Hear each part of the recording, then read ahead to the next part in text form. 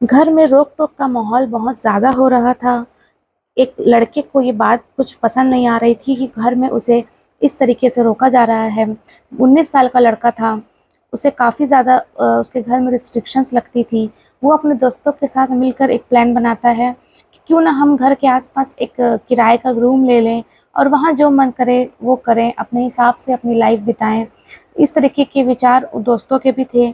सब ने मिलकर एक रूम रेंट पर ले लिया। वहाँ पर वो लोग अक्सर हुक्का पार्टी, अल्कोहल, नशे की चीज़ें ये सब लाकर अपना एंटरटेनमेंट किया करते थे और यही वो लोग अपने घर में भी करना चाहते थे, जो कि पॉसिबल उन्हें होता नज़र नहीं आता था। एक बार उनके बीच में, क्योंकि वो बेहद छोटे ही थे, एक हुक्का कॉम्पिटिशन रखते हैं और उस कॉम्पिटिशन के चलते धुएँ की जो मात्रा थी वो कुछ ज़्यादा ही फैलने लगती है और सोसाइटी से कंप्लेन आने लगती है कि ये लड़के कुछ ज़्यादा ही हुड़दंग मचाते हैं। कभी रात को गाने बजाते हैं, कभी उनके घर से हुक्के की सिगरेट की और इस सब के धुएँ आते हैं, कभी वो लोग लड़ाई झगड़ा करते हैं, बहुत आवाज़ें आती है, शोर होता है। इस तरीके की कंप्लेंट्स अक्सर उनको की जाती थी, उन्हें रोक-टोक उस सोसाइटी में भी किया जाता था और इसी रोक-टोक के चलते किसी ने सोचा नहीं था कि 3 लोगों की निर्मम हत्या हो जाएगी, 3 लोगों को जान से मार दिया जाएगा, केवल अपने बच्चों को रोक-टोक करने के आरोप में या घर में रोक-टोक का माहौल होने पर। इस क्राइम को, इस घटना को करने से पहले जो आरोपी था, उसने काफ़ी रिसर्च की थी, उसने कबूल किया था कि उसने काफ़ी सारी रिहर्सल की थी, उसने काफ़ी सारे क्राइम शोज़ का सहारा लिया था, ये जानने के लिए कि ऐसा करके मैं हो सकता है मैं मर्डर भी कर दूँ और किसी को मुझ पर शक भी ना हो और मैं पकड़ा भी ना जाऊँ। मगर कहते हैं कि जुर्म कभी छुपाए नहीं छुपता और यही होता है इस केस में भी कि कातिल कुछ ही समय के अंदर ही अपने आप ही उसका राज जो है वो खुल जाता है। नमस्कार, मेरा नाम आयशा मेमन थापा है। आज मैं आपको जिस सच्ची घटना के बारे में बताने जा रही हूँ, वो सच्ची घटना है दिल्ली के बसंत कुंज में एक इलाका है किशनगढ़ और वहाँ का एक घर है C 28/12। वहाँ 10 अक्टूबर 2017 को तकरीबन सुबह के 5-6 बजे एक लड़का बहुत ज़ोर-ज़ोर से चिल्लाता है।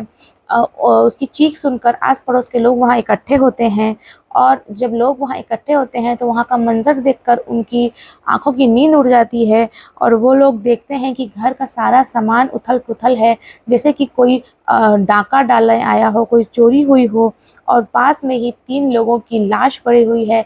उस घर में 4 लोग रहते थे, जिसमें से 3 लोगों की लाश लोगों की आँखों के सामने थी।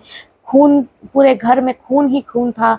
उन उन लोगों को लगा, देख के ऐसा लग रहा था किसी धार-धार चाकू से उन पर वार किया गया है और वो लड़का जो था वो थोड़ी उसकी स्थिति ठीक नहीं थी, वो बेहोशी की थोड़ी-सी हालत में था। उसे फ़ौरन जो चौथा मेंबर था घर का, उनका बेटा, उसे फ़ौरन अस्पताल में भर्ती किया जाता है और उसकी स्थिति कुछ ठीक नहीं थी। उसकी आँखों के सामने उसका पूरा परिवार मरा हुआ था और उसकी भी हालत थोड़ी-सी ख़राब थी।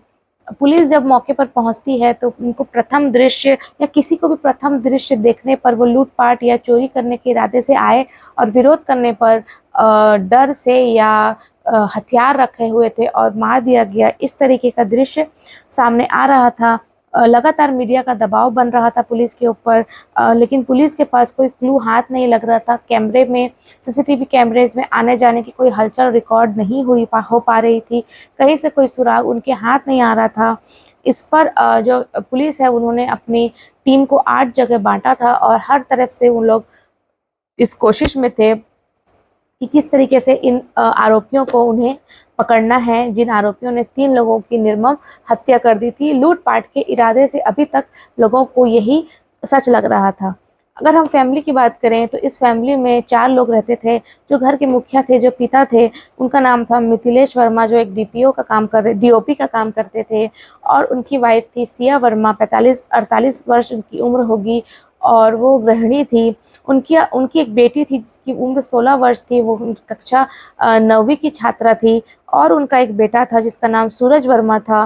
वो फर्स्ट ईयर बीए की पढ़ाई कर रहा था, तकरीबन 19 वर्ष उसकी उम्र थी। इस पर जो जब लाशों को ले जाया जा रहा था, जब पोस्टमार्टम के लिए ले जाया जा रहा था, जब तफ्तीश की जा रही थी, उस वक्त तक पुलिस के पास कोई क्लू नहीं था। बट आगे चल के जो उनका एक कांस्टेबल है, सिपाही है, जिसने लाशें उठाई थी, उसकी नज़र कुछ चीज़ पर पड़ती है, जो वो सोचता है कि मुझे अपने अधिकारियों को बतानी चाहिए। तो वो उन्हें कहता है कि मुझे एक बात थोड़ी अटपटी लगी, हो सकता है ये आपके काम आए। तो वो लोग उससे पूछते हैं कि ऐसा क्या तुमने नोटिस किया। तो वो बताता है कि जब हम लाश उठा रहे थे, तो जो सबसे हेड ऑफ द फैमिली था, मिथिलेश वर्मा, जो पिता था बच्चों का और घर का मुखिया था, उसकी लाश चादर उसका चेहरे से ढका ही हुआ था। ऐसा लग रहा था जैसे किसी ने चादर हटाए बिना ही सोते हुए आदमी पर वार किया हो। और ये बात पुलिस को खटकती है कि अगर ये चोरी के इरादे से घर में लोग आए थे, तो जब कोई व्यक्ति अगर सो रहा है, स्पेशली घर का मुखिया चुपचाप अगर सो रहा है, चादर उसके मुंह से हटी तक नहीं है, तो उन्हें उसको मारने का कोई मोटिव नज़र नहीं आता। वो चुपचाप अपना काम कर कर जा सकते थे, या फिर अगर उसने विरोध किया होता तो चादर इधर उधर गिरी होती, वो जागी हुई हालत में होता, इधर उधर पड़ा होता, मगर चादर के ऊपर से उस पर चादर फटी हुई थी, चादर के साथ ही उस पर वार किया गया था।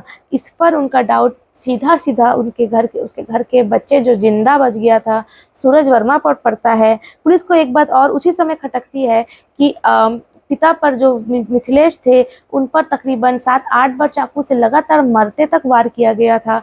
उनकी बेटी पर भी 7-8 बार वार किया गया। उनकी जो पत्नी थी, उन पर तकरीबन 16-17 बार वार किए गए। तो इस बच्चे पर, इस लड़के पर केवल उसको धक्का देकर उसे बेहोश कर कर वो लोग क्यों चले गए? इसको तो उन्हें सबसे पहले मारना चाहिए था, क्योंकि ये उन्हें पकड़ सकता था, मगर ऐसा कुछ नहीं हुआ। इस पर डाउट जो है वो लगातार इनका सूरज पर बढ़ता है।